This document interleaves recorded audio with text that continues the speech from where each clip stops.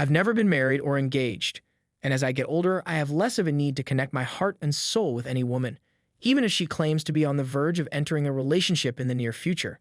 I'm about to be 63 years old, and I've been taking anywhere from 3 to 8 red tablets every day to ward off any love thoughts. Even for the 1950s, their expectations appear to be excessively lofty.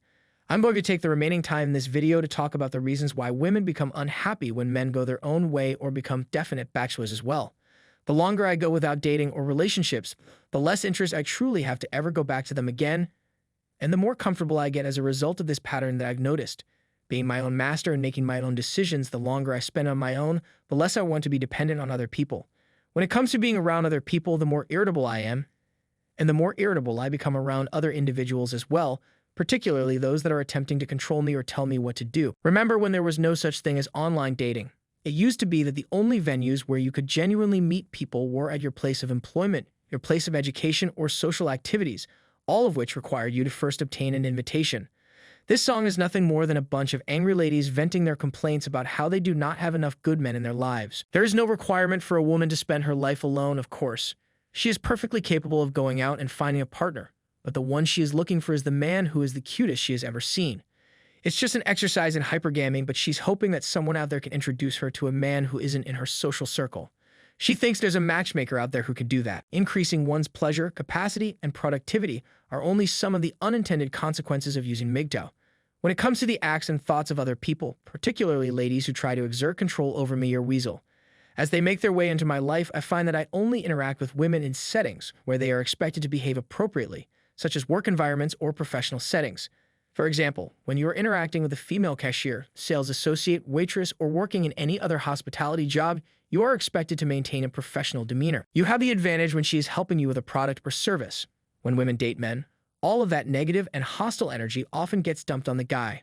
The problem is that most women have to work, so they have to put on a fake smile and attitude. They also have to pretend to get along with their coworkers and customers. As a result, most women are becoming extremely bitter.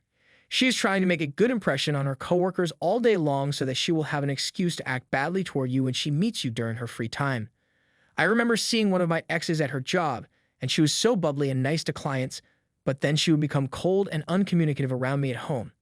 This was one of the things that stood out to me about our relationship. It's possible that she despises you to the core and wants to be rude to you, but she can't do either because she'll get in trouble with her boss if she does. Because her manager is always watching, she has to be on her best behavior, and her attitude has to be positive as well as uplifting. For all of you guys out there who actually still crave female validation and attention, that's probably your best bet because she has to be on her best behavior and her attitude has to be positive as well as uplifting. When she is helping you with a product or service, you've had the upper hand, but if you seat her outside of work, she can treat you however badly she wants and still get away with it. There was a time when males were able to actually use force or the fear of force to get women that they were courting or married to behave properly.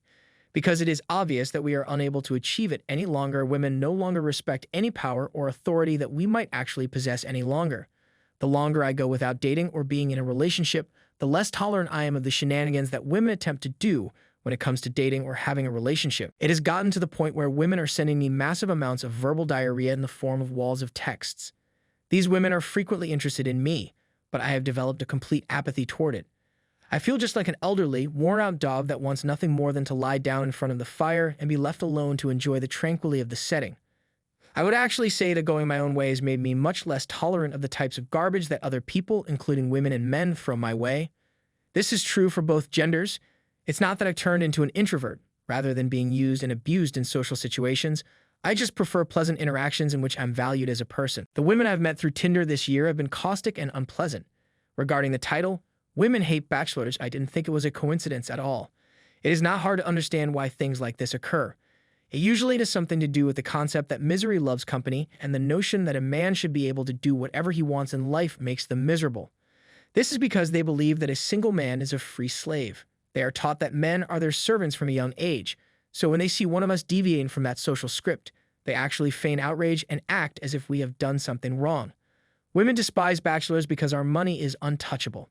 If a woman introduces you to one of her friends, she is more than welcome to use your home for a girls' night out, regardless of whether it is hosted at her place or yours. and to take advantage of you financially. However, if you do not have a girlfriend or wife, she cannot really invade your space. I covered the topic of women occupying traditionally male-dominated spaces before. When you live with a woman or become married to one, it can feel like an extension of female kind in general is moving into your territory and colonizing it. Men invaded the world, whereas women use their sexuality to colonize male-dominated spaces. They are out of luck if they are unable to utilize that in order to colonize your space. All of those male resources are in the immediate vicinity, but it is unable to access them. They're like lost treasure from a pirate ship, and the man won't let them have the map to his heart, so it's impossible to find them. Taxes for bachelor's degrees have been around for quite some time. When you're in a relationship as a man, you start to think of it as the man's natural state. You also start to believe that every other man should act the same way because being in a relationship validates your reason for being in this world. Once upon a time, when there was no such thing as social security, a man was forced to get married. I believe that men did their own thing when they were bachelors and went their own way because it gave them the opportunity to discuss female nature and male-oriented and segregated spaces. Additionally, it gave them the opportunity to discuss how terrible it was to live with a woman.